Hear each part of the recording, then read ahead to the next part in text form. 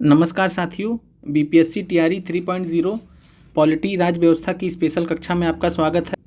आज की कक्षा में हम बीपीएससी प्री 1990 से 2023 के मध्य पॉलिटी राज्य व्यवस्था से पूछे गए 40 प्रश्नों का विश्लेषण बहुत ही सरल शब्दों में समझेंगे। और यह परीक्षा पॉलिटी राज्य व्यवस्था के दृष्टि से सबसे महत्वपूर्ण कक्षा होने वाली है। और यहाँ से आप जो है अपने अंकों को 20 से 30 अंक तक बढ़ा सकते हैं इस सीरीज के माध्यम से। पहले प्रश्न पे आते हैं। संविधान को 26 जनवरी के दिन लागू करने का निर्णय इसलिए किया गया क्योंकि। तो इस प्रश्न को जो है आंसर तक पहुंचने से पहले हम जो है लाहौर अधिवेशन के बारे में जानते हैं। तो लाहौर अधिवेशन ये कांग्रेस का जो है एक ऐतिहासिक अधिवेशन था जो कि 1929 में हुआ था। और यह अधिवेशन की अध्यक्षता किसने की थी? तो जवाहरलाल नेहरू ने। और अध्यक्ष कौन थे लाहौर अधिवेशन के? तो जवाहरलाल नेहरू। और इन्हीं की अध्यक्षता में कांग्रेस ने पहली बार 1929 में लाहौर अधिवेशन में रावी नदी के तट पर जो है कांग्रेस ने इनके नेतृत्व में, जवाहरलाल नेहरू जी के नेतृत्व में झंडा फहराया गया था। भारत का झंडा तिरंगा फहराया गया था। इसके अलावा इस अधिवेशन में पहली बार पूर्ण स्वराज की मांग की गई थी। पूर्ण स्वराज की मांग की गई थी। और साथ में जो है चूँकि यह 1929 दिसंबर में हुआ था, तो फिर यह डिसाइड किया गया या फैसला किया गया कि आने वाले 26 जनवरी 1930 को कांग्रेस जो है स्वतंत्रता दिवस मनाएगी या स्वाधीनता दिवस मनाएगी। और तब से लेकर भारत की आज़ादी तक हर 26 जनवरी को प्रत्येक वर्ष कांग्रेस जो है स्वतंत्रता दिवस मनाती थी। चूँकि कांग्रेस जो है संविधान की स्थापना और संविधान के जो है लागू होने के बाद हमने जो फैसला किया संविधान सभा ने स्वतंत्रता दिवस मनाने का, तो स्वतंत्रता दिवस को हमने जो है 15 अगस्त को डेट रखा भारत की आज़ादी के उपलक्ष्य में। क्योंकि भारत 15 अगस्त को आज़ाद हुआ था, तो इसलिए जो है इस 26 जनवरी की तिथि को यादगार बनाने के लिए 26 जनवरी को हमने जो है गणतंत्र दिवस मनाने का फैसला किया। तो इसलिए इस प्रश्न का जो सही आंसर हो जाएगा, संविधान को 26 जनवरी के दिन लागू करने का निर्णय क्यों किया गया था? क्योंकि कांग्रेस ने इस तिथि को 1930 में स्वतंत्रता दिवस के रूप में मनाया था। और लाहौर अधिवेशन बहुत महत्वपूर्ण, आपको ध्यान रखना है। आगे बढ़ते हैं। भारतीय संविधान में शामिल हैं। तो भारतीय संविधान की अगर बात की जाए तो मूलभूत रूप से इसमें जो है 395 अनुच्छेद हैं और 22 भाग हैं तथा 12 सूची है। जब संविधान बना था तब 8 ही सूची थी, लेकिन बाद में 4 सूचियों को ऐड किया गया है। तो इस प्रश्न का जो सही जवाब हो जाएगा, भारतीय संविधान में 395 अनुच्छेद, 22 भाग एवं 12 सूचियाँ हैं। आगे बढ़ते हैं। और यहाँ पे हम जो है संविधान के कुछ भाग को देख लेते हैं। भारतीय संविधान में जो है 25 भाग हैं आज के डेट में, और प्रत्येक भाग में जो महत्वपूर्ण है उनको हम देख लेते हैं। तो भाग 1 के अंतर्गत पूछा गया है संघ और राज्य क्षेत्र आता है। और यहाँ पे जो है अनुच्छेद से 1 से 4 के बीच में यह है। तो आपको ध्यान रखना है कि अनुच्छेद 1 से 4 जो है भारतीय संविधान में भाग 1 के अंतर्गत, भाग फर्स्ट जो कि संघ और उसका राज्य क्षेत्र है उसके अंतर्गत आता है। और यहाँ पर जो है बताया गया है अनुच्छेद 1 में, बहुत महत्वपूर्ण, परीक्षा में पूछा गया था। अनुच्छेद 1 में बताया गया है कि इंडिया अर्थात भारत, इंडिया अर्थात भारत 2 शब्दों का प्रयोग किया गया है, राज्यों का संघ है। इंडिया अर्थात भारत राज्यों का संघ है, यूनियन ऑफ स्टेट्स। आगे बढ़ते हैं। तो जो है दूसरा जो भाग है, भाग सेकंड जो है नागरिकता से संबंधित है। और नागरिकता से संबंधित 5 से 11 के बीच में इनको दिया गया है। भाग थर्ड सबसे महत्वपूर्ण अधिकार संविधान में, जो कि मौलिक अधिकार, फंडामेंटल राइट्स के नाम से जाने जाते हैं। तो फंडामेंटल राइट्स जो है भाग थर्ड में अनुच्छेद 12 से 35 के बीच में, अनुच्छेद 12 से 35 के बीच में भाग थर्ड में जो है संविधान में रखे गए हैं। भाग फोर्थ में जो है अगर हम देखें तो निर्देशक सिद्धांत, राज्य के नीति निर्देशक सिद्धांत, राज्य के नीति निर्देशक सिद्धांत जो है कहाँ रखे गए हैं? भाग 4 में, अनुच्छेद 36 से 51 के बीच में। और अगर हम बात करें तो भाग 4(1), तो भाग 4(a) में जो है मौलिक कर्तव्य रखा गया है और इसको अनुच्छेद 51(a) के तहत रखा गया है। आगे बढ़ते हैं। और यहाँ पे अगर हम देखें तो भाग नंबर 17 में आगे प्रश्न भी आएगा। तो भाग नंबर 17 में आधिकारिक भाषा, ऑफिशियल लैंग्वेज की बात की गई है। और ये अनुच्छेद 343 से 344 के बीच में ये बताया गया है। और इसके अलावा जो है भाग 18 बहुत महत्वपूर्ण है। तो भाग 18 में आपातकालीन प्रावधान, जो कि अनुच्छेद 352 से 360 के मध्य रखे गए हैं। और फिर है संविधान का संशोधन भाग 20 में। तो ये भाग 20 है। और इसमें जो है अनुच्छेद 368 इसके अंतर्गत आता है, जिसके सवाल हम आगे देखेंगे। अगला प्रश्न है, मिलान करें संघीय सूची, राज्य सूची, समवर्ती सूची। तो इस प्रश्न का जो सही जवाब हो जाएगा, मूल रूप से जो संविधान में रखा गया है वो है संघीय सूची में 97 प्रविष्टियाँ हैं, राज्य सूची के अंतर्गत 66 प्रविष्टियाँ हैं, समवर्ती सूची के अंतर्गत 47 प्रविष्टियाँ हैं। आगे बढ़ते हैं और यहाँ पे हम जो अनुसूचियों के बारे में देखते हैं। तो भारतीय संविधान के अंतर्गत 12 अनुसूचियाँ हैं। जब संविधान बना था तब 8 थी, अभी 12 हैं। और इन 12 अनुसूचियों को जो है परीक्षा में प्रश्न पूछा जाता है। आइए एक एक करके सबको देख लेते हैं। तो पहली अनुसूची है, भारत के राज्य एवं क्षेत्रों को सूचीबद्ध करता है। तो बहुत महत्वपूर्ण है कि जो भारत का राज्य और क्षेत्र हैं वो पहली अनुसूची में रखे गए हैं। और दूसरा जो अनुसूची है वो सार्वजनिक पद धारण करने वाले अधिकारियों, राष्ट्रपति, न्यायाधीश आदि के वेतन की सूचना देता है। फिर तीसरा है, न्यायाधीशों सहित निर्वाचित अधिकारियों के लिए शपथ लिए जाने के प्रतिज्ञान प्रारूप, यानी शपथ लेने की जो प्रक्रिया है न्यायाधीश सहित जो निर्वाचित अधिकारी हैं, तीसरी अनुसूची में। और यहाँ पे आपका जो पहला महत्वपूर्ण है, पहली अनुसूची। फिर चौथा अनुसूची महत्वपूर्ण है, यहाँ पे राज्यसभा में सीटों का आवंटन बताया गया है कि राज्यसभा में किस राज्य की कितनी सीटें होंगी। उत्तर प्रदेश की जो राज्यसभा में सबसे ज़्यादा सीट है 31। फिर आगे बढ़ते हैं तो पाँचवीं अनुसूची, ये भी महत्वपूर्ण है, अनुसूचित क्षेत्रों और अनुसूचित जनजातियों के प्रशासन और नियंत्रण से संबंधित प्रावधान पाँचवीं अनुसूची में रखे गए हैं। और इसमें जो है असम, मेघालय, त्रिपुरा और मिजोरम को छोड़कर, तो असम, मेघालय, त्रिपुरा और मिजोरम को छोड़कर पाँचवीं अनुसूची में रखे गए हैं। और अगर बात की जाए छठी अनुसूची, तो असम, मेघालय, त्रिपुरा और मिजोरम में जो आदिवासी क्षेत्र है या जनजाति क्षेत्र, वहाँ पे प्रशासन संबंधी प्रावधान छठवीं अनुसूची में किए गए हैं। तो छठवीं अनुसूची आपको याद रख लेना है, असम, मेघालय, त्रिपुरा, मिजोरम, असम, मेघालय, त्रिपुरा, मिजोरम, और इसको छोड़ के जो है जो बचेंगे वो पाँचवीं अनुसूची में आ जाएंगे। आगे बढ़ते हैं तो सातवीं अनुसूची जिससे प्रश्न पूछा गया था। तो केंद्र सरकार, राज्य, जो यहाँ पे केंद्र सूची है, तो केंद्र, राज्य और समवर्ती जो है सूची यहाँ पे दिया गया है सातवीं अनुसूची में। तो 3 प्रकार की सूचियाँ हैं, तो केंद्र सूची, राज्य सूची और समवर्ती सूची। केंद्र सूची पर केंद्र सरकार कानून बनाता है, राज्य सूची पर राज्य सरकार कानून बनाता है, और साथ में समवर्ती सूची पर जो है राज्य और केंद्र दोनों मिलकर बनाते हैं, केंद्र और राज्य दोनों मिलकर कानून बनाते हैं। इसके अलावा जो अवशिष्ट शक्तियाँ हैं, यानी ऐसे विषय जिनके बारे में इन तीनों सूचियों में नहीं बताया गया, तो अवशिष्ट जो शक्तियाँ हैं या अवशिष्ट जो क्षेत्र हैं उनके बारे में जो है केंद्र सरकार को जिम्मेदारी दी गई है। आठवीं अनुसूची बहुत महत्वपूर्ण है, तो आधिकारिक भाषाएं, जो आधिकारिक भाषाओं को मान्यता दी गई है भारतीय संविधान के अंतर्गत, आठवीं अनुसूची के अंतर्गत 20 भाषाओं को मान्यता दी गई है, 22 भाषाओं को मान्यता दी गई है। फिर आगे बढ़ते हैं नवीं अनुसूची। तो नवीं अनुसूची में जो है कुछ अधिनियम और विनियमों का यहाँ पे सत्यापन संबंधी प्रावधान है। और अगर देखा जाए यहाँ पे तो भूमि सुधार से संबंधित, तो भूमि सुधार से संबंधित जो कानून से संबंधित जो प्रावधान है, तो यहाँ पे नवीं अनुसूची में आपको मिल जाएंगे। लैंड रिफॉर्म्स जिनको बोलते हैं, जो कि आज़ादी के बाद इसको इम्प्लीमेंट किया गया था, तो ये नवीं अनुसूची में डाला गया है। फिर है 10वीं अनुसूची। तो यहाँ पे जो है दल विदल विरोधी प्रावधान जो है रखे गए हैं। संसद और राज्य विधानसभाओं के सदस्यों के लिए दल बदल विरोधी प्रावधान रखे गए हैं, यानी डिफेक्शन का जो प्रावधान है यहाँ पे रखा गया 10वीं अनुसूची में। 11वीं अनुसूची और 12वीं अनुसूची बहुत महत्वपूर्ण है। तो 11वीं अनुसूची में पंचायती राज, ग्रामीण स्थानीय सरकार के बारे में जो है प्रावधान है। और 12वीं अनुसूची जो है नगर पालिका, जो कि शहरी स्थानीय शासन या नगर पालिका जिसको कहते हैं, तो उससे संबंधित प्रावधान है। ये 12 अनुसूची जो है आपको ध्यान रखना है। फिर अगला प्रश्न है, निम्न शब्दों पर विचार करें, समाजवादी, प्रजातांत्रिक, सार्वभौमिक और धर्मनिरपेक्ष। और यहाँ पे प्रश्न पूछ रहा है कि सही शब्दों को विचारानुसार क्रम दीजिए। तो इस प्रश्न को जो है समझने से पहले हमें भारत की जो संविधान की प्रस्तावना है, उद्देशिका है, उसको समझना पड़ेगा। और आइए समझते हैं।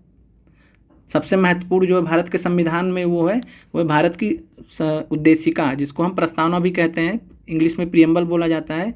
और आपने एनसीईआरटी की बुक पढ़ी होंगी, तो एनसीईआरटी बुक में आपको लगभग हर बुक में भारत का संविधान और उद्देशिका के साथ में या प्रस्तावना के साथ में आपको मिल जाता है। आइए समझते हैं। तो जो भारत का संविधान है उसके अंतर्गत जो भारत की उद्देशिका है, जिसको प्रस्तावना भी कहते हैं, प्रीएम्बल, तो यहाँ पे जो है बताया गया है कि हम भारत के लोग भारत को एक संपूर्ण प्रभुत्व संपन्न, समाजवादी, पंथनिरपेक्ष, लोकतंत्रात्मक गणराज्य, 5 चीज़ें हैं। पहला है संपूर्ण प्रभुत्व संपन्न, दूसरा है समाजवादी पंथनिरपेक्ष, तीसरा है समाजवादी और तीसरा है पंथनिरपेक्ष, चौथा है लोकतंत्रात्मक और 5वां है गणराज्य बनाने के लिए पंथनिरपेक्ष लोकतंत्रात्मक गणराज्य बनाने के लिए तथा उसके समस्त नागरिकों को 3 प्रकार के न्याय बताए गए हैं, सामाजिक, आर्थिक और राजनीतिक न्याय। फिर जो है 5 प्रकार की स्वतंत्रता बताई गई है, विचार, अभिव्यक्ति, विश्वास, धर्म और उपासना की स्वतंत्रता। तो जो है न्याय 3 प्रकार के, स्वतंत्रता 5 प्रकार की, और समता की बात की जाए तो प्रतिष्ठा और अवसर की समानता की बात की गई है। और उन सब में व्यक्ति की गरिमा, जो कि प्रश्न भी पूछा गया था, और इस उद्देशिका से लगभग जो है हर एक बिंदु से यहाँ पे प्रश्न पूछे गए परीक्षा में, तो ये आपके लिए बहुत महत्वपूर्ण है।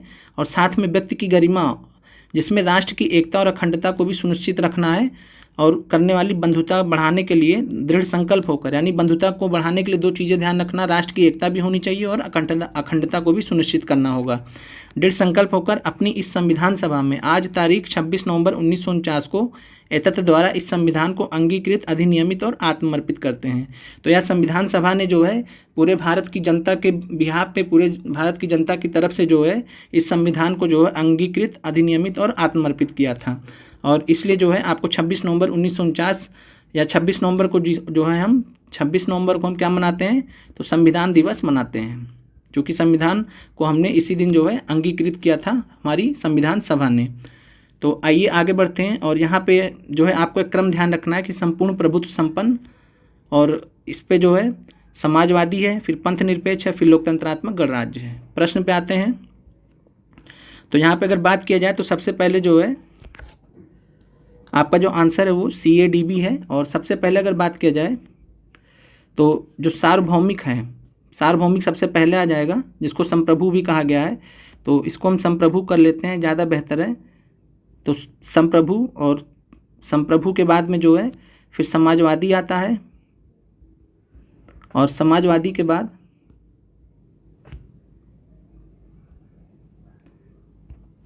और यहाँ पे जो है सबसे पहले संप्रभु आएगा, यानी C आएगा, उसके बाद फिर समाजवादी आएगा, और उसके बाद फिर जो है धर्मनिरपेक्ष आएगा, और उसके बाद फिर जो है प्रजातांत्रिक आएगा।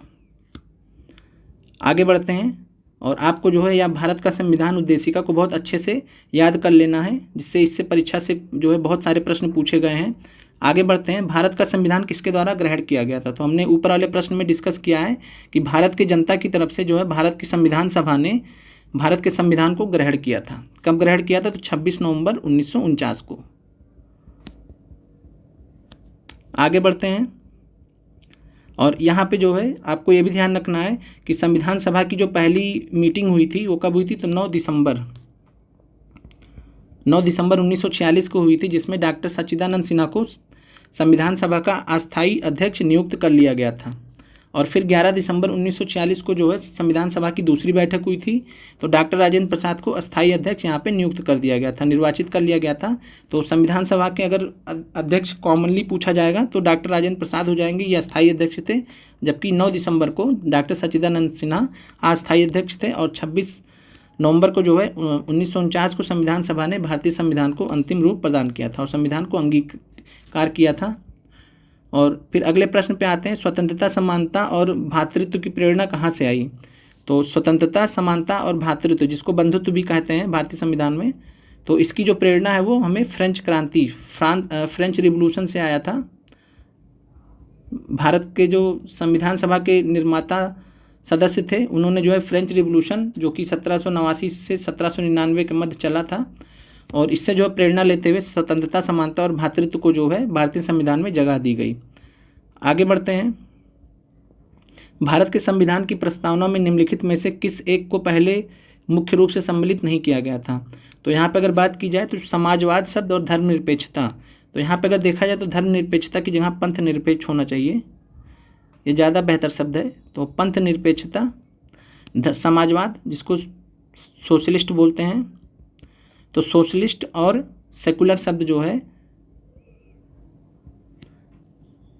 और यहाँ पे अगर बात की जाए तो सोशलिस्ट, तो समाजवाद, धर्मनिरपेक्षता और साथ में जो है अखंडता जो शब्द है, यानी इंटीग्रिटी, इन तीनों को जो है 42वें संविधान संशोधन अधिनियम के माध्यम से जो है 42वें संविधान संशोधन अधिनियम 1976 के माध्यम से संविधान में जो है प्रस्तावना में ऐड किया गया। तो समाजवाद, धर्मनिरपेक्षता और अखंडता, सोशलिस्ट, सेकुलर और इंटीग्रिटी, ये 3 शब्द थे जिनको 42वें संविधान संशोधन 1976 से ऐड किया गया था। आगे बढ़ते हैं। यहाँ पे आप देख भी सकते हैं कि 42वें संविधान संशोधन के बाद प्रस्तावना में समाजवादी, पंथनिरपेक्ष और अखंडता शब्द जोड़े गए थे। आगे बढ़ते हैं और यहाँ पे जो है आप देख भी पा रहे हैं कि ये जो वर्ड है समाजवादी, पंथनिरपेक्ष और साथ में जो है बात किया जाए तो अखंडता, तो ये तीनों शब्द जो है 42वें संविधान संशोधन के माध्यम से ऐड किए गए थे। और यहाँ पे जो है बताया भी गया कि संविधान 42वां संविधान संशोधन 1976 से। फिर आगे है, निम्नलिखित में से कौन सा भारतवर्ष को एक धर्मनिरपेक्ष राज्य के रूप में वर्णित करता है। तो धर्मनिरपेक्ष का मतलब यहाँ पे जो है सेकुलर शब्द से है, जिसको पंथ निरपेक्ष शब्द इस्तेमाल किया गया। तो संविधान की प्रस्तावना हमने देख लिया है कि जो भारत का संविधान है उसकी जो प्रस्तावना है, जिसको हम उद्देशिका भी कहते हैं, तो वहाँ पे जो है पंथ निरपेक्ष, तो जो पंथ निरपेक्ष है उसी को धर्मनिरपेक्ष बोला गया है। और इसको जो है इंग्लिश में बोले तो सेकुलर शब्द इसके लिए इस्तेमाल होता है। और यह जो है भारत का जो उद्देशिका है या भारत की संविधान की प्रस्तावना है, वहाँ पे जो है ये भारत को जो है एक धर्मनिरपेक्ष राज्य के रूप में वर्णित करता है। आगे बढ़ते हैं। संवैधानिक उपचार का अधिकार किसके अंतर्गत आता है। तो संवैधानिक उपचार का अधिकार जो है ये अनुच्छेद संविधान के भाग 3 में मौलिक अधिकार के अंतर्गत दिया गया है। तो भाग 3 में संविधान के मौलिक अधिकार के अंतर्गत अनुच्छेद संख्या 32 में दिया गया है। ये आपको ध्यान रखना, परीक्षा में बार बार पूछा जाता है। तो यह आपका मौलिक अधिकार तो है ही, साथ में जो है ये संवैधानिक अधिकार भी है, चूँकि संविधान द्वारा दिया गया है, संविधान में इसके बारे में पूरा प्रावधान है। तो ये संवैधानिक अधिकार भी है और साथ में जो है इसको कानूनी अधिकार के रूप में भी इस्तेमाल कर सकते हैं। तो आपका जो जवाब हो जाएगा उपयुक्त में से एक से अधिक। आगे बढ़ते हैं और यहाँ पे हम जो है भारत का संविधान भाग 3 मौलिक अधिकार जो है अनुच्छेद 12 से 35 के बीच में जो है अनुच्छेद 12 से 35 के बीच में दिया गया है। आइए समझते हैं। तो यहाँ पे जो सब 6 अधिकार आपको दिए गए हैं और वो 6 अधिकार को हम देख लेते हैं। तो जो पहला है आपका समानता का अधिकार, दूसरा है आपका स्वतंत्रता का अधिकार, समता का अधिकार जो है या समानता का अधिकार अनुच्छेद 14 से 18 के बीच में दिया गया है। स्वतंत्रता का अधिकार 19 से 22 के मध्य दिया गया है और इसी में जो है अनुच्छेद 21A भी ऐड किया गया है। और इसके अलावा शोषण के विरुद्ध अधिकार जो है तीसरा अधिकार है अनुच्छेद 23 और 24। और फिर धार्मिक स्वतंत्रता का अधिकार है। धार्मिक स्वतंत्रता का अधिकार जो अनुच्छेद 25 से अनुच्छेद 28 के मध्य। सांस्कृतिक तथा शैक्षिक अधिकार को जो है हम अनुच्छेद 29 और 30 में पढ़ते हैं। और फिर संवैधानिक उपचारों का अधिकार ये हम अनुच्छेद 32 में पढ़ते हैं। तो 6 अधिकार जो है भारत के संविधान में मौलिक अधिकार के रूप में जो है 6 अधिकारों के अंतर्गत अधिकार दिए गए हैं। समता का अधिकार, स्वतंत्रता का अधिकार, शोषण के विरुद्ध अधिकार, धार्मिक स्वतंत्रता का अधिकार, सांस्कृतिक और शैक्षिक अधिकार, संवैधानिक उपचारों का अधिकार।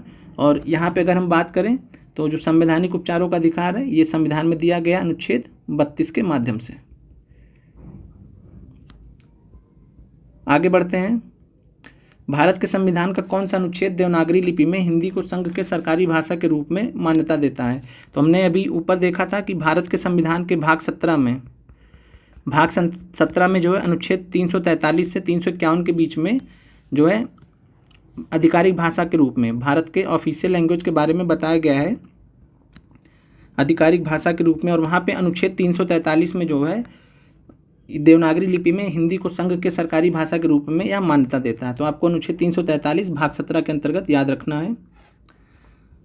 फिर अगला प्रश्न है, केंद्र शासित प्रदेश के मुख्यमंत्री जहाँ पर इस तरह का प्रावधान है किसके द्वारा नियुक्त किए जाते हैं। तो केंद्र शासित प्रदेश के मुख्यमंत्री जैसे कि दिल्ली और पुडुचेरी, 2 ऐसे केस हैं हमारे भारत में। तो दिल्ली और पुडुचेरी के जो मुख्यमंत्री हैं उनको जो है राष्ट्रपति, भारत के महामहिम भारत के राष्ट्रपति नियुक्त करते हैं। तो ये आपको ध्यान रखना है।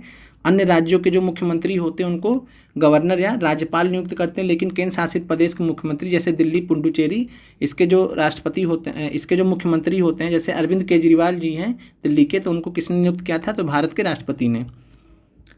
और यह जो है संविधान के अनुच्छेद 239A में बताया गया है। तो इससे रिलेटेड जो अनुच्छेद है संविधान में जो है अनुच्छेद 239A में और यहाँ बताया गया है कि केंद्र शासित प्रदेशों के मुख्यमंत्री की नियुक्ति राष्ट्रपति द्वारा की जाएगी और अन्य मंत्रियों की भी नियुक्ति राष्ट्रपति द्वारा मुख्यमंत्री की सलाह पर की जाएगी और जो मंत्री है राष्ट्रपति के प्रसाद पर्यंत पद धारण करेंगे।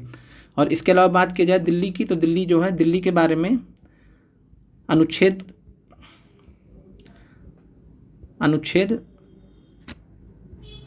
239 AA में दिया गया है दिल्ली से संबंधित प्रावधान। फिर आगे बढ़ते हैं, जनहित याचिका की धारणा किस देश से उत्पन्न हुई? तो जनहित याचिका, जिसको पब्लिक इंटरेस्ट लिटिगेशन PIL बोलते हैं, पब्लिक इंटरेस्ट लिटिगेशन, जिसको शॉर्ट में PIL भी बोलते हैं, तो जनहित याचिका की धारणा जो है अमेरिकी गणराज्य USA में या अमेरिका में उत्पन्न हुई थी और वहाँ से भारत में इसको लिया गया है। फिर अगला प्रश्न है, किसी व्यक्ति की अवैध हिरासत के खिलाफ निम्नलिखित में से कौन सी रिट लागू होती है? तो यहाँ पे अगर बात की जाए तो अनुच्छेद 32 के अंतर्गत इनको दिया गया है, भारतीय नागरिकों को जो है अनुच्छेद 32 के अंतर्गत ये रिट जो है, अगर बात की जाए तो अनुच्छेद 32 के अंतर्गत सुप्रीम कोर्ट इन रिटों को जारी कर सकती है भारतीय नागरिकों के अधिकारों की, मूलभूत अधिकारों की रक्षा के लिए, और साथ में यहाँ पे सुप्रीम कोर्ट, और अगर हाई कोर्ट की बात करें तो हाई कोर्ट जो है अनुच्छेद 226 के माध्यम से, यानी 226 अनुच्छेद में जो है हाई कोर्ट को अधिकार है कि वो भारत के नागरिकों की रक्षा के लिए जो है रिट जारी कर सकती है। और यहाँ पे जो है 5 रिट के बारे में बताया गया है। और यहाँ पे जब किसी व्यक्ति को अवैध हिरासत में लिया जाता है तो वह उस केस में अगर वह सुप्रीम कोर्ट या हाई कोर्ट जाता है तो उसको जो है जो रिट लागू किया जाता है कोर्ट के द्वारा, उसको हम बंदी प्रत्यक्षीकरण कहते हैं, हैबियस कॉर्पस। और इसमें जो है कोर्ट जो है पुलिस प्रशासन से जो है सवाल पूछता है और उनसे पूछता है कि आपने किस बिहाफ या किस कारण से इनको जो है इनकी हिरासत की है, और फिर अगर वो गलत पाया जाता है तो उस नागरिक को जो है फ्री कर दिया जाता है कोर्ट के द्वारा। फिर अगला प्रश्न है, संवैधानिक प्रावधान के संशोधन का प्रावधान किसमें दिया है? तो हमने अभी देखा है कि संविधान के अनुच्छेद 368 में भाग 20 में, तो भाग 20 में अनुच्छेद 368 के अंतर्गत संवैधानिक प्रावधान के जो है संशोधन का प्रावधान दिया गया है। आगे बढ़ते हैं और यहाँ पे देख सकते हैं कि भाग 20 में संविधान के संशोधन अनुच्छेद 368। आगे बढ़ते हैं, भारतवर्ष की रक्षा बल के सुप्रीम कमांडर होते हैं, तो ये जो है भारत के राष्ट्रपति होते हैं। तो भारतवर्ष की रक्षा बल के सुप्रीम कमांडर कौन है? तो भारत के राष्ट्रपति। और भारत के जितने भी जो है काम होते हैं ऑफिशियल लेवल पे, आधिकारिक स्तर पे, तो इन जो है यहाँ पे राष्ट्रपति का साइन होता है, ये भी आपको ध्यान रखना है, बगैर राष्ट्रपति के साइन के। और साथ में आपको ये भी ध्यान रखना है कि भारत के राष्ट्रपति जो होते हैं भारत की संसद के अंग होते हैं, भारत के संसद के अंग होते हैं, ये सदस्य नहीं होते हैं लेकिन ये भारत के संसद के अंग होते हैं। 3 अंग होते हैं भारत के संसद के, लोकसभा, राज्यसभा और भारत के राष्ट्रपति। 3 लोग मिलकर भारत की संसद का निर्माण करते हैं और भारत के राष्ट्रपति के मंजूरी के बगैर कोई भी जो बिल है वो कानून नहीं बन सकता है। फिर अगला प्रश्न है, भारतीय संविधान की प्रस्तावना में समाजवादी शब्द जो है किस संशोधन के तहत जोड़ा गया था? तो यह हमने प्रश्न ऊपर भी देख लिया, 42वें संविधान संशोधन अधिनियम 1976 के अंतर्गत इसको जोड़ा गया था। 3 शब्द थे, समाजवादी, पंथनिरपेक्ष और अखंडता, ये 3 शब्द जो है जोड़े गए थे। आगे बढ़ते हैं, उच्चतम न्यायालय की व्यवस्था अनुसार निजी भवनों के ऊपर राष्ट्रीय झंडे को फहराना किस अनुच्छेद के तहत हर नागरिक का मौलिक अधिकार है? तो अगर इस संविधान उच्चतम न्यायालय की व्याख्या के अनुसार अगर इसको देखा जाए तो ये संविधान के अनुच्छेद 19(1)(a) के अंतर्गत आता है। फिर आगे बढ़ते हैं, भारतीय संविधान में संशोधन करके शिक्षा का अधिकार कब जोड़ा गया? तो राइट टू एजुकेशन जो है ये 1 अप्रैल 2010 को जोड़ा गया था, बहुत महत्वपूर्ण है। राइट टू एजुकेशन, शिक्षा का अधिकार 1 अप्रैल 2010 को लागू किया था। अगला प्रश्न देखते हैं, निम्नलिखित में से किसे भारतीय संविधान की आत्मा कहा जाता है? तो जो संविधान की प्रस्तावना है उसको भारतीय संविधान की आत्मा कहा जाता है।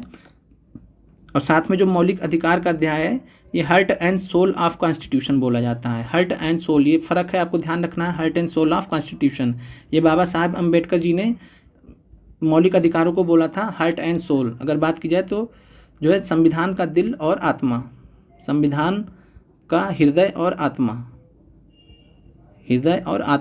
जब संविधान का हृदय और आत्मा की बात आएगी तो मौलिक अधिकार हो जाएंगे, और जब संविधान की आत्मा की बात की जाएगी तो संविधान की प्रस्तावना आपका आंसर हो जाएगा। आगे बढ़ते हैं, मौलिक अधिकारों की मूल सूची में निम्नलिखित में से किसे जोड़ा गया?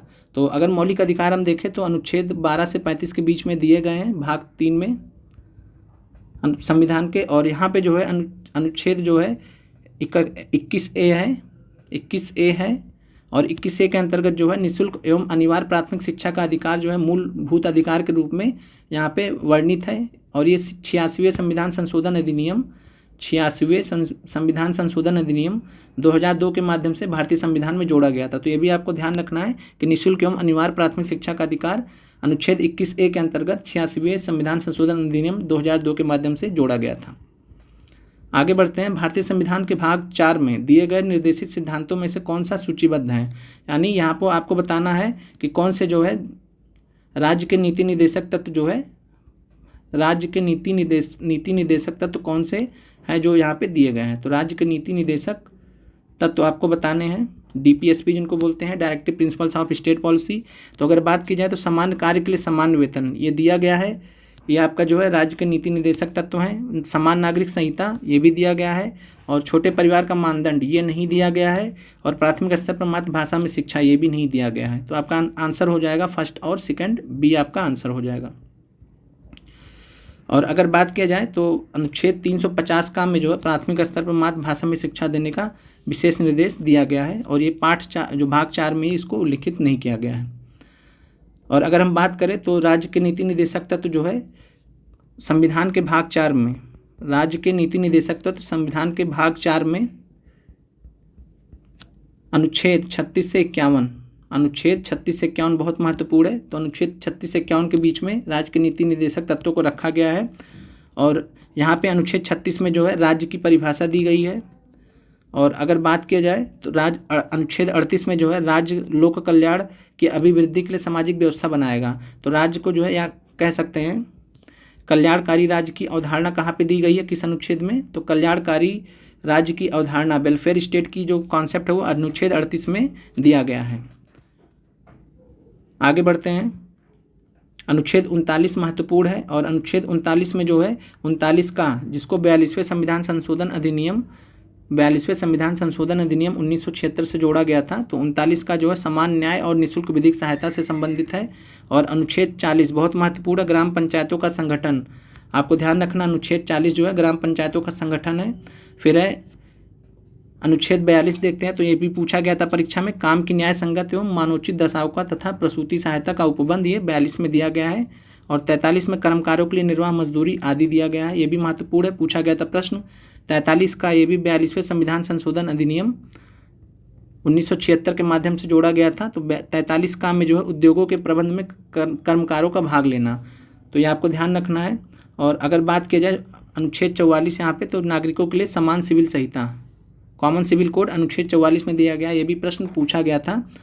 और अगर बात की जाए 45, तो अनुच्छेद 45 भी महत्वपूर्ण है, 6 वर्ष से कम आयु के बालकों के लिए प्रारंभिक बाल्यावस्था देखरेख और शिक्षा का उपबंध अनुच्छेद 45 में दिया गया। यानी 0 से 6 वर्ष के जो बच्चे हैं उनके लिए सरकार के पास अगर व्यवस्था होगी, संसाधन होंगे, तो वो कानून बनाएगा। और आपको ये भी ध्यान रखना है कि जो भारत में जो राज्य के नीति निर्देशक तत्व हैं, इसको लागू करने के लिए जो है राज्य जो है या सरकार जो है बाध्य नहीं है। वहीं मूलभूत अधिकारों को जो है सरकार को हर हालत में लागू करना पड़ता है, और उनको जो है अगर उनका अवहेलना होता तो वो कोर्ट उसको जो है सही करता है। लेकिन ऐसा कुछ जो है राज्य के नीति निर्देशक तत्वों के संबंध में जो है भारत के संविधान में ऐसा कोई प्रावधान नहीं दिया गया कि अगर कानून, अब मान लीजिए कि राज्य जो है इससे संबंधित कानून नहीं बनाता, राज्य के नीति निर्देशक तत्व से संबंधित कानून नहीं बनाता है, तो इसको जो है कोर्ट में चैलेंज नहीं किया जा सकता। जबकि अगर मूलभूत अधिकारों का उल्लंघन होगा तो उसको हम कोर्ट में, सुप्रीम कोर्ट, हाई कोर्ट में हम उसको जो है चैलेंज कर सकते हैं। फिर आगे देखते हैं।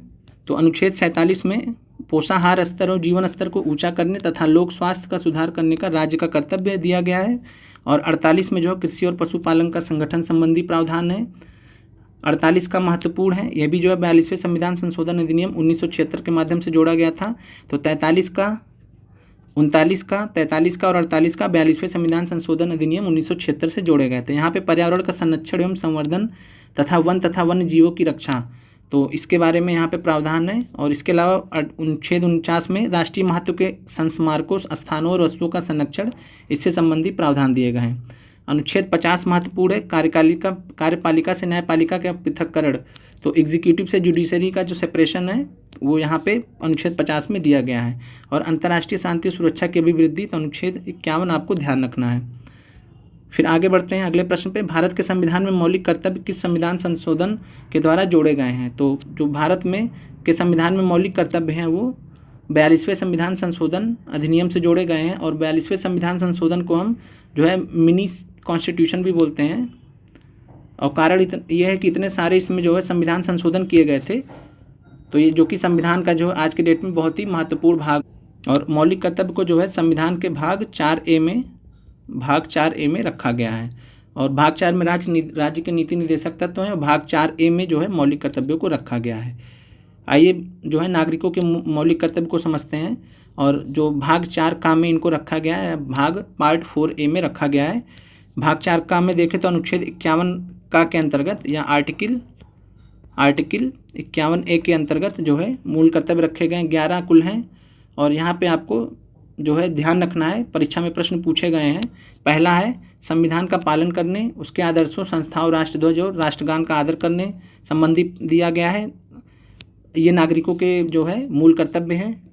और स्वतंत्रता के लिए हमारे राष्ट्रीय आंदोलन को प्रेरित करने वाले उच्च आदर्शों को हृदय में संजोए रखें, उनका पालन करें, यह मौलिक कर्तव्य है। फिर है भारत की प्रभुता, एकता और अखंडता की रक्षा करें और उसे अक्षुण्ण रखें। फिर है देश की रक्षा करें और आह्वान करने जाने पर राष्ट्र की सेवा करें। और ये प्रश्न परीक्षा में पूछे गए हैं, ऑप्शन दे दिया गया और बताया गया है, पूछा गया है कि इसमें से कौन सा मौलिक कर्तव्य है। फिर है भारत के सभी लोगों में समरसता और समान भ्रातृत्व की भावना का निर्माण, जो धर्म, भाषा, प्रदेश या वर्ग पर आधारित सभी भेदभाव से परे हो, ऐसी प्रथाओं का त्याग करे जो स्त्रियों के सम्मान के विरुद्ध हो। फिर है हमारी सामाजिक संस्कृति की गौरवशाली परंपरा का महत्व समझे और उसका परिरक्षण करें। फिर है प्राकृतिक पर्यावरण की और पर्यावरण से संबंधित प्रावधान आपको राज्य के नीति निर्देशक तत्व में अनुच्छेद 48A में भी दिया गया है और यहाँ पे भी दिया गया है। तो ये भी ध्यान रखना आपको, प्राकृतिक पर्यावरण की जिसके अंतर्गत वन, झील, नदी और वन्य जीव हैं, रक्षा करें, उसका संवर्धन करें तथा प्राणी मात्र के प्रति दया भाव रखें। आगे बढ़ते हैं, वैज्ञानिक दृष्टिकोण, मानववाद, ज्ञानार्जन तथा सुधार की भावना का विकास, सार्वजनिक संपत्ति को सुरक्षित रखें, हिंसा से दूर रहें, व्यक्तिगत और सामूहिक गतिविधियों के सभी क्षेत्रों से उत्कर्ष की ओर बढ़ने का सतत प्रयास करें, जिससे राष्ट्र निरंतर बढ़ते हुए प्रयत्न और उपलब्धि की ऊंचाइयों को छू लें। फिर अगला है, यदि माता पिता संरक्षक है तो 6 से 14 वर्ष तक के आयु वाले अपने यथास्थिति बालक या प्रतिपाल के लिए शिक्षा के अवसर प्रदान करें। और यह जो आपका कर्तव्य है 11वां, इसको जो है 46वें संविधान संशोधन अधिनियम के माध्यम से जो है 2002 में ऐड किया गया था। तो ये आपको ध्यान रखना है कि यदि माता पिता संरक्षक है तो 6 से 14 वर्ष के जो बच्चे हैं उनके लिए शिक्षा की जो बात की गई है वो जो है मौलिक कर्तव्य होगा नागरिक का। तो वो 46वें संविधान संशोधन अधिनियम 2002 के माध्यम से ऐड किया गया था। और कुल 11 मौलिक कर्तव्य बताए गए हैं। और आपको जो है कमेंट के माध्यम से बताना है कि इन मौलिक कर्तव्यों को जो है किस कमेटी या जो है किस समिति की जो है संस्तुति पर या सिफारिश पर लागू किया गया था। फिर यहाँ पे जो है मैचिंग करना है। तो यहाँ पे हम डायरेक्ट जो है यहाँ पे देख लेते हैं, चूँकि अगर बात की जाए राज्य के नीति निर्देशक सिद्धांतों की, तो राज्य के नीति निर्देशक सिद्धांत जो कि भाग 4 में दिए गए हैं, इसको संविधान सभा के जो निर्माता थे उन्होंने आयरलैंड से इस कॉन्सेप्ट को लिया था। तो राज्य के नीति निर्देशक सिद्धांत हमने आयरलैंड से लिया है, आयरलैंड के संविधान से लिया है। मौलिक अधिकार को हमने जो है संयुक्त राज्य अमेरिका के संविधान से लिया है। संघ एवं राज्यों के बीच संबंध की समवर्ती सूची जो कंकरेंट लिस्ट है उसको हमने ऑस्ट्रेलिया के संविधान से लिया है। भारत राज्यों का संघ जिसमें केंद्र को अधिक शक्ति प्रदान की गई, इसको हमने कनाडा के संविधान से लिया है। तो ये आपको ध्यान रखना है। इससे संबंधित हम यहाँ पे देख लेते हैं। और यहाँ पे अगर बात की जाए तो अमेरिका की, तो अमेरिका से हमने जो है हम भारत के लोग, be the people of India, जिसमें जो कि प्रस्तावना में या उद्देशिका में जोड़ा गया है। तो be the people of India, हम भारत के लोग, अमेरिका से लिया गया है। मूल अधिकार जो है फंडामेंटल राइट्स अमेरिका से लिए गए हैं। और अगर बात की जाए न्यायिक पुनरावलोकन की, तो ये भी जो है अमेरिका से लिया गया है। और इसके अलावा सोवियत संघ से, जो कि पूर्व सोवियत संघ था, वहाँ से हमने मूल कर्तव्य लिया था। तो अगर मौलिक कर्तव्य या मूल कर्तव्य की बात करें, जो कि भाग 4A में दिया गया, अभी हमने उसको देखा था, तो भाग 4A में या भाग 4 का में जो है मूल कर्तव्य वो सोवियत संघ से लिया गया था। फिर अगर आयरलैंड की बात करें तो आयरलैंड से हमने क्या लिया था, तो नीति निर्देशक तत्व लिया था, जो कि सबसे ज़्यादा पूछा गया परीक्षा में। और इसके अलावा अगर हम बात करें, बस आपको इतना ही ध्यान रखना है, इसके अलावा अन्य पॉइंट जो है नहीं ध्यान रखने। ऑस्ट्रेलिया से हमने समवर्ती सूची लिया है और कनाडा से हमने संघीय व्यवस्था लिया है, 7वीं अनुसूची की सूचियाँ लिया है, केंद्र राज्य संबंध लिया है। अवशिष्ट शक्तियाँ संसद के पास होंगी और साथ में जो है मजबूत केंद्र का जो प्रावधान है, स्ट्रॉन्ग सेंटर का जो प्रावधान है वो भी हमने कनाडा से लिया है। फिर अब ब्रिटेन से हमने क्या क्या लिया है, तो ब्रिटेन से हमने ब्रिटेन की संसदीय व्यवस्था को अपनाया है और विधि के समक्ष समानता, इसको भी हमने ब्रिटेन से लिया है। विधि का शासन, रूल ऑफ लॉ, ब्रिटेन से लिया है। उच्चतम न्यायालय के न्यायाधीश को हटाए जाने की प्रक्रिया इसको है। और फिर राष्ट्रपति द्वारा अभिभाषण भी ब्रिटेन से लिया गया है। जर्मनी से हमने आपात उपबंध लिए हैं, जिसको आपको जर्मनी का बीमर कॉन्स्टिट्यूशन था, बीमर संविधान था, वहाँ से हमने इमरजेंसी प्रोविजंस आपात उपबंध लिए हैं। इसके अलावा अगर बात की जाए दक्षिण अफ्रीका की, तो दक्षिण अफ्रीका से हमने संविधान संशोधन की जो प्रक्रिया है उसको हमने दक्षिण अफ्रीका से लिया। जापान से हमने विधि द्वारा स्थापित प्रक्रिया, प्रोसीजर इस्टेब्लिश्ड बाई लॉ, जो कि भारतीय संविधान में फॉलो किया जाता है, तो जापान से लिया है। फ्रांस से हमने जो है गणतंत्र का कॉन्सेप्ट लिया था, बंधुत्व का, जो कि हमने ऊपर प्रश्न में देखा था, 3 चीज़ें थी इसके अंतर्गत, तो फ्रांस से लिया। स्विट्जरलैंड से हमने जो है, और बात की जाए यहाँ पे जो इतना महत्वपूर्ण नहीं है स्विट्जरलैंड का, और यहाँ पे नेहरू रिपोर्ट, जिसको हम मॉडर्न हिस्ट्री की अगली कक्षा में पढ़ने वाले हैं, और इसके अलावा 1935 का भारतीय शासन अधिनियम, ये भी जो है भारतीय स्रोत है संविधान को बनाने में। आगे बढ़ते हैं। प्रश्न है, यदि राष्ट्रपति एवं उपराष्ट्रपति का पद खाली हो तो भारत के राष्ट्रपति के पद पर कौन होता है?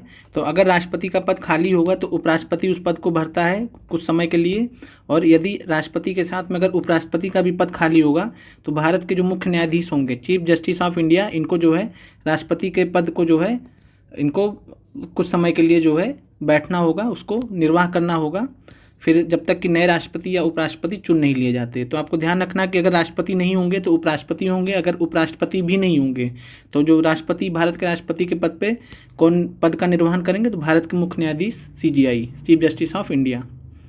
फिर आगे बढ़ते हैं। भारत सरकार का कौन सा अधिकारी सदस्य न होते भी भारतीय संसद की कार्रवाई में भाग लेने का अधिकार रखता है? तो इस प्रश्न का जो सही जवाब है वो है अटॉर्नी जनरल ऑफ इंडिया, जिनके बारे में अनुच्छेद 76 में बताया गया है। तो अनुच्छेद 76 आपको ध्यान रखना है अटॉर्नी जनरल से रिलेटेड। आइए हम समझते हैं इनके बारे में। तो भारत का जो महान न्यायवादी है इसको अटॉर्नी जनरल ऑफ इंडिया बोलते हैं। अटॉर्नी जनरल ऑफ इंडिया, आपसे इंग्लिश का जो है हिंदी में पूछा है, तो अटॉर्नी जनरल ऑफ इंडिया या भारत का महान्यायवादी, इसको भारत के संविधान के अनुच्छेद 76 में रखा गया है। और यहाँ पे आपको ध्यान रखना है कि जो भारत का न्यायवादी है, अटॉर्नी जनरल ऑफ इंडिया है, इनकी नियुक्ति कौन करता है? तो राष्ट्रपति करते हैं। राष्ट्रपति उच्चतम न्यायालय का न्यायाधीश नियुक्त होने के लिए अर्हित किसी व्यक्ति को भारत का महान्यायाधीश नियुक्त करेगा। तो आपको ध्यान रखना है कि राष्ट्रपति जो है भारत के महान्यायाधीश को नियुक्त करते हैं, और भारत का महान्यायाधीश होने के लिए जो कंडीशन और शर्त है वो है कि उच्चतम न्यायालय का न्यायाधीश होना चाहिए, मतलब नियुक्त होने का अर्हता रखनी चाहिए। फिर आगे हैं, महान न्यायवादी अपने कर्तव्यों के पालन में भारत और राज्य क्षेत्र में सभी न्यायालयों में सुनवाई का अधिकार रखते हैं। महान्यायवादी राष्ट्रपति के प्रसाद पर्यंत पद धारण करते हैं और ऐसा पारिश्रमिक प्राप्त करते हैं जो राष्ट्रपति अवधारित करें। तो आपको ध्यान रखना कि महान्यायवादी जो है राष्ट्रपति के प्रसाद पर्यंत पद धारण करते हैं, और राष्ट्रपति जब भी चाहेंगे इनको हटा देंगे। तो ये भी आपको ध्यान रखना है। अगला प्रश्न है, भारत में राष्ट्रपति का चुनाव किया जाता है? तो इस प्रश्न का जो सही जवाब हो जाएगा यहाँ पे जो है भारत की जनता द्वारा, तो ये गलत है। और यहाँ पे संसद के दोनों सदनों के सदस्य द्वारा, तो ये सही है। और संसद व राज्य विधानसभाओं द्वारा, तो ये भी सही है। तो आपका जो आंसर हो जाएगा उपयुक्त में से एक से अधिक। और यहाँ पे अगर बात की जाए तो संसद के दोनों सदनों के निर्वाचित सदस्यों द्वारा जो है राष्ट्रपति का चुनाव किया जाता है, और साथ में जो है राज्य विधानसभाओं के जो निर्वाचित सदस्य हैं उनके द्वारा किया जाता है, और साथ में जो है दिल्ली और पुडुचेरी की जो विधानसभाएं हैं उनके जो निर्वाचित सदस्य हैं वो भी राष्ट्रपति के चुनाव में शामिल होते हैं। और अनुच्छेद 54 में इसके बारे में बताया गया है। आइए समझते हैं। तो अनुच्छेद 54 में राष्ट्रपति का निर्वाचन बताया गया है। राष्ट्रपति का निर्वाचन ऐसे निर्वाचक गण के सदस्य करेंगे जिसमें संसद के दोनों सदनों के निर्वाचित सदस्य हों, यानी लोकसभा और राज्यसभा के निर्वाचित सदस्य हों जो चुने गए हों, और नामित सदस्य यहाँ पे नहीं होंगे। तो आपको ध्यान रखना, जिनको नामित करके सदस्यता दी गई है उनको यहाँ पे नहीं रहना है। तो लोकसभा और राज्यसभा के निर्वाचित सदस्य, और साथ में राज्य की विधानसभाओं के निर्वाचित सदस्य, यानी जिनको जनता ने निर्वाचित करके भेजा है।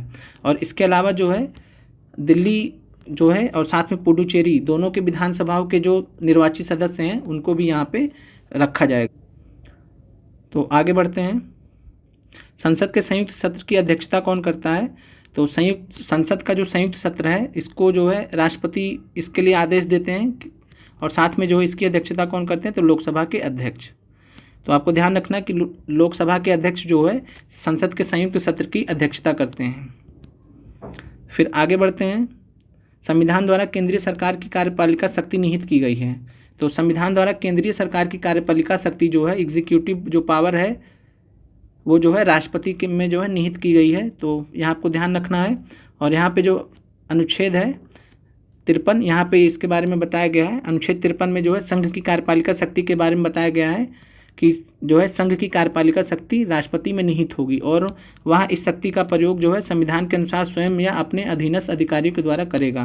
तो अनुच्छेद 53 आपको ध्यान रखना, जिसमें संघ की कार्यपालिका शक्ति राष्ट्रपति में निहित करी गई है।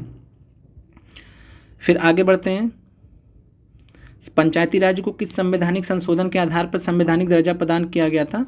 तो पंचायती राज को जो है, जो कि स्थानीय शासन था, ग्रामीण स्थानीय शासन था, तो यह जो है 73वें संविधान संशोधन अधिनियम 1992, 73वें संविधान संशोधन अधिनियम 1992 के माध्यम से जो है संवैधानिक दर्जा पंचायती राज संस्थाओं को ग्रामीण स्तर पे प्रदान किया गया था। और इसके अलावा अगर बात की जाए 74वें संविधान संशोधन की, तो जो नगर पालिकाएँ हैं, यानी जो शहरी स्वशासन है, शहरों में जो स्वशासन की स्थानीय स्वशासन है, जो नगर पालिकाओं के माध्यम से जिनको देखा जाता है, तो उसको संवैधानिक दर्जा 74वें संविधान संशोधन के माध्यम से दिया गया था।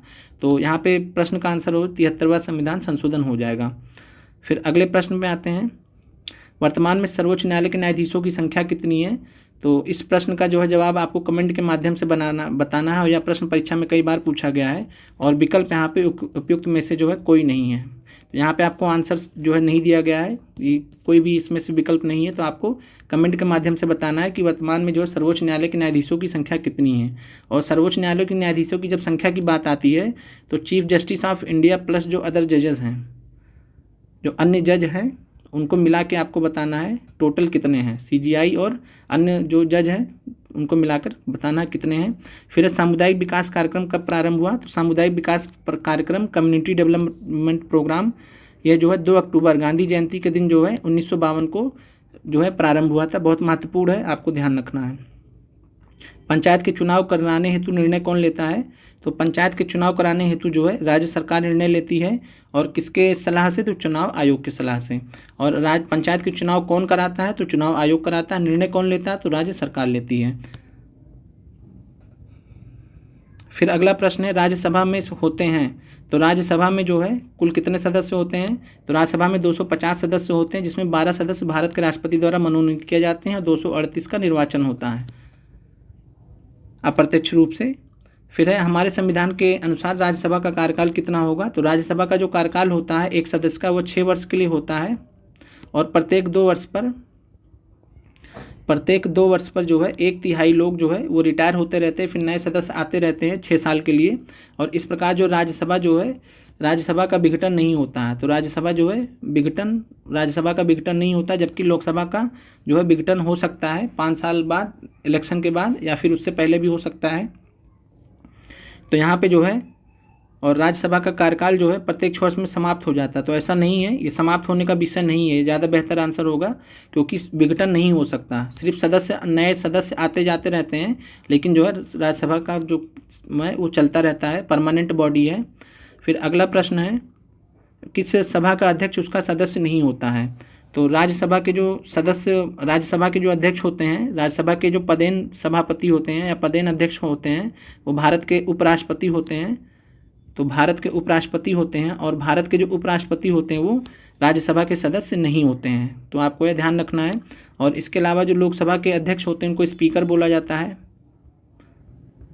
और राज्यसभा के अध्यक्ष को जो है चेयरमैन बोला जाता है। आगे बढ़ते हैं। राज्यसभा का पदेन अध्यक्ष कौन होता है। तो इस प्रश्न को हमने देख लिया है, उपराष्ट्रपति इसका आंसर हो जाएगा। आगे बढ़ते हैं। लोकसभा में सामान्यतः कितने सत्र होते हैं। तो 3 सत्र होते हैं, आपको ध्यान रखना है परीक्षा दृष्टि से। और अनुच्छेद 85 में इसके बारे में बताया गया है। और एक जो है सत्र से दूसरे सत्र के बीच में जो है 6 महीने से जो है अधिक का अंतर नहीं होना चाहिए। पहला जो सत्र होता है बजट सत्र, जो फरवरी से मई के बीच रहता है। दूसरा मानसून सत्र जुलाई से अगस्त, बारिश के महीने में। और फिर तीसरा जो शीतकालीन सत्र नवंबर दिसंबर के मध्य रहता है। आगे बढ़ते हैं। धन विधेयक पेश किया जा सकता है। तो धन विधेयक को जो केवल लोकसभा में पेश किया जाता है। और धन विधेयक से संबंधित आपको अनुच्छेद आपको ध्यान रखना है, अनुच्छेद 110। तो अनुच्छेद 110 में धन विधेयक मनी बिल के बारे में बताया गया है और इसको केवल लोकसभा में ही पेश किया जा सकता है। अगला प्रश्न है, किस अनुच्छेद के अनुसार भारत के राष्ट्रपति द्वारा राष्ट्रीय आपातकाल की घोषणा की जा सकती है? तो राष्ट्रीय आपातकाल, नेशनल इमरजेंसी, ये जो है भारत के संविधान द्वारा अनुच्छेद 352 के तहत जो है राष्ट्रपति द्वारा घोषणा की जा सकती है। और इसके अलावा अगर हम बात करें तो अनुच्छेद 356 के अंतर्गत राज्यों में जो है राष्ट्रपति शासन को जो है लागू किया जा सकता है। तो राष्ट्रपति शासन अगर राज्यों में बात की जाए तो अनुच्छेद 356 के माध्यम से, और अगर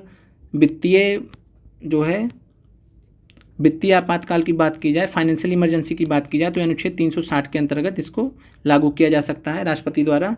आपको ध्यान रखना है कि राष्ट्रपति शासन कई बार लग चुका है और इसके साथ में जो है अगर बात की जाए तो राष्ट्रीय आपातकाल भी लग चुका है, लेकिन अनुच्छेद 360 के अंतर्गत वित्तीय आपातकाल की घोषणा आज तक जो है एक बार भी नहीं हुई है, तो ये आपको ध्यान रखना है। आम चुनाव में मतदान की आयु 21 वर्ष से घटाकर 18 वर्ष कर दी गई थी। तो पहले जो भारत की आज़ादी के बाद जो है आम चुनाव में मतदान की आयु 21 वर्ष थी, बाद में इसको घटाकर 18 वर्ष कर दी गई थी, जो आज भी कायम है। तो यह भारत के संविधान में जो है 61वें संविधान संशोधन अधिनियम द्वारा इसको जो है यह किया गया था। तो आपको ध्यान रखना है 61वें संविधान संशोधन अधिनियम 1988 द्वारा मताधिकार आयु को जो है 21 वर्ष से घटाकर 18 वर्ष कर दिया गया था। फिर अब भारतीय संविधान की 8वीं सूची में मान्य सरकारी भाषाओं की संख्या है। तो भारतीय संविधान की 8वीं अनुसूची में कुल जो है 22 भाषाओं को दर्जा दिया गया है, ये आपको ध्यान रखना है। और यहाँ पे जो है प्रश्न में आपको जो है दिया नहीं मतलब विकल्प नहीं दिया हुआ था, तो आपको ध्यान रखना कि 22 हैं, 22 भाषाएं हैं। और अगर हम बात करें तो जो आपका जो पहले 18 थी, लेकिन एक कानून आया था 2003 में, और उस कानून के माध्यम से जो है बोडो, डोगरी, मैथिली और संथाली, तो बोडो, डोगरी और मैथिली और संथाली को जो है ऐड किया गया था भारतीय संविधान की 8वीं सूची में, और फिर 18 से जो है ये 22 हो गए थे।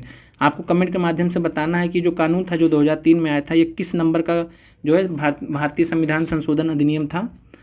तो आज का जो 40 प्रश्न है पॉलिटी राज व्यवस्था के वो पूरे होते हैं, और यह परीक्षा दृष्टि से हर एक सवाल जो है 40 के 40 प्रश्न बहुत ही महत्वपूर्ण हैं, और आपको जो है इसको बहुत अच्छे से समझना है। और साथ में जो नोट्स दिए गए हैं, प्रश्न के साथ में जो एक्सप्लेनेशन के साथ में जो अतिरिक्त आपको नोट्स दिए गए हैं, आप उसको भी जो है बहुत अच्छे से पढ़िएगा।